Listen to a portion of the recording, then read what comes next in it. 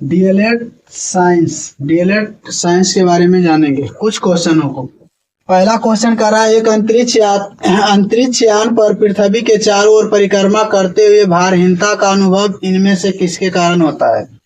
यानी जब हम आकाश में जाते हैं तो वहां पर अपने आप को हम भारहीन महसूस करते हैं कि हमारे शरीर में कोई भी भार नहीं है। क्यों?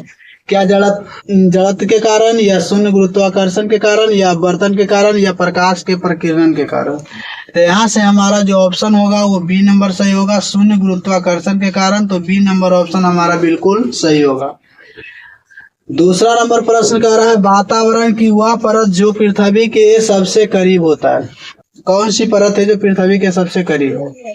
क्या संताप मंडल है, आयन मंडल है, मध्य मंडल है, या क्षोभ मंडल है? तो यहाँ जो ऑप्शन हमारा सही होगा वो क्षोभ मंडल होगा। डी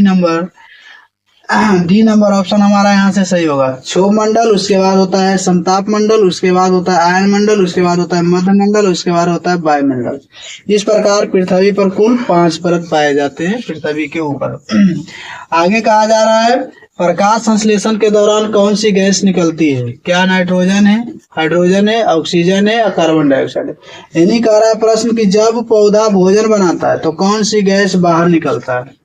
तो यहाँ जो सी नंबर ऑप्शन सही है, ऑक्सीजन, ये हमारा बिल्कुल सही होगा।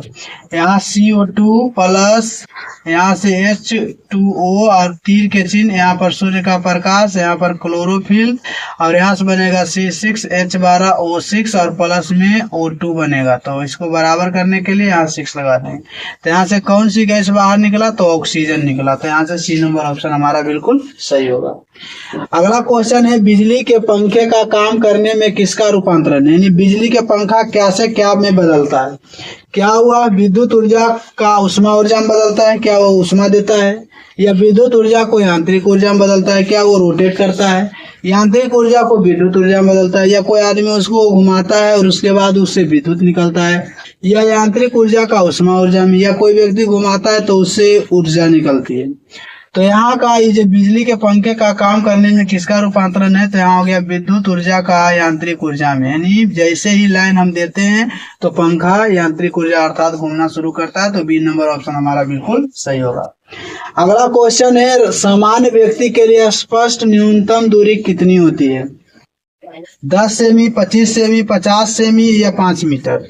तो यहाँ से होती है हमारी न्यूनतम स्पष्ट जो दूरी होती है 25 सेमी होती है। तो बी नंबर ऑप्शन हमारा बिल्कुल सही होगा।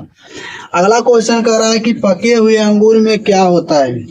क्या फ्रुक्टोज होता है, सुक्रोज होता है, गलैक्टोज होता है, ग्लूकोज होता है?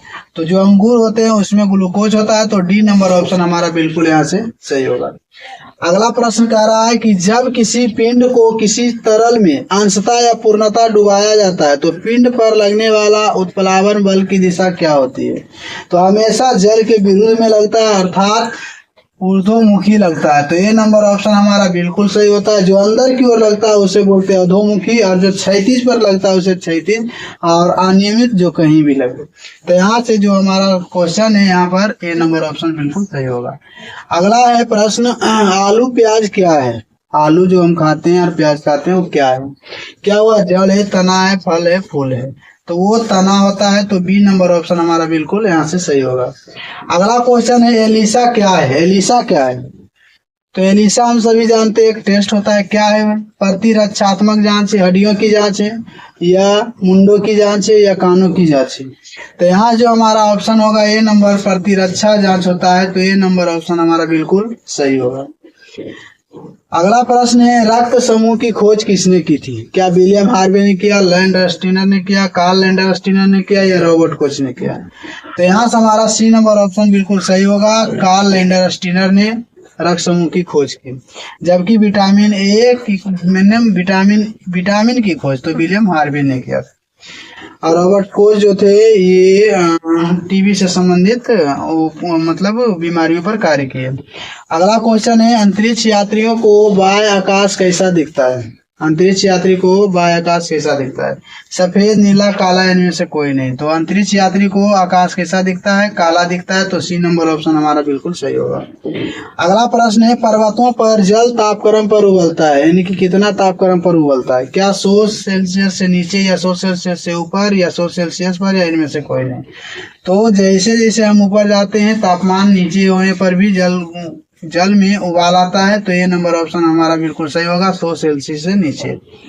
अगला प्रश्न है, किसी वस्तु का संवेग क्या होता है? किस पर? केवल द्रव्यमान पर निर्भर करता है, द्रव्यमान पर निर्भर नहीं करता है, द्रव्यमान और वेग दोनों पर निर्भर करता है, या केवल वेग पर निर्भर करता है? तो द्रव्यमान और वेग दोनों पर निर्भर करता है। सी नंबर ऑप्शन हमारा यहाँ से बिल्कुल सही होगा, क्योंकि पीवी बराबर होता है mv। तो यहाँ से P जो होगा संवेग है, द्रव्यमान और वेग दोनों पर निर्भर करता है। अगला प्रश्न है, ब्लड बैंक किसे कहा जाता है? क्या स्प्लीन को, या यकृत को, या हृदय को, या इनमें से कोई नहीं? तो ब्लड बैंक जो कहा जाता है, स्प्लीन को कहा जाता है। इसी को इंग्लिश में पिला कहते हैं, पिला। तो ये नंबर ऑप्शन हमारा बिल्कुल सही है। यकृत में विटामिन ए जाकर संचित होता है। अगला प्रश्न है, वाशिंग सोडा है, क्या है? सोडियम बाइकार्बोनेट है, सोडियम सल्फेट है, सोडियम कार्बोनेट है, या विरंजक चूर्ण है? तो जो है वाशिंग सोडा वो है सोडियम कार्बोनेट। तो हमारा सी नंबर ऑप्शन बिल्कुल यहाँ से सही होगा।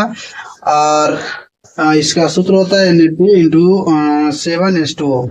और यहाँ से जो होता है यहाँ से होता है Na2HCO3, और यहाँ से होता है Na2CO3 × 10H2O। यहाँ पर 10H2O होता है क्योंकि ये कार्बोनेट है जिससे कपड़े की सफाई होती है। और विरंजक चूर्ण का उपयोग जो हम करते हैं CaOCl का होल ट्वाइस, तो इसका जो उपयोग करते हैं वो कुओं में करते हैं जल के शुद्धिकरण में, विरंजक चूर्ण का। अगला प्रश्न है, रंजक व खाद्य पदार्थ बनाने में प्रयोग किया जाता है, किसका? रंजक और खाद्य पदार्थ को किसके बनाने में? कैरोमल, कार्बन लाइट, बेंजीन, इनमें से कोई नहीं। तो यहाँ जो है रंजक और खाद्य पदार्थ बनाने में हम ये नंबर ऑप्शन जो होता है कैरामल, इसका उपयोग करते हैं।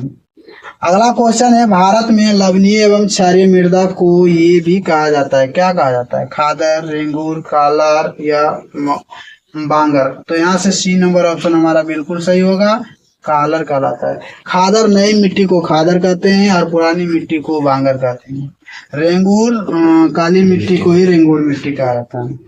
अगला प्रश्न है, वायु में ध्वनि तरंगे होती है, क्या होती है? अनुप्रस्थ तरंगे होती है, विद्युत चुंबकीय तरंग होती है, अनुदैर्घ्य तरंग होती है, या रेडियो तरंग होती है? तो सी नंबर ऑप्शन हमारा यहाँ से सही होगा, अनुदैर्घ्य तरंग होती है, जिसे किसी भी माध्यम की आवश्यकता नहीं होती है।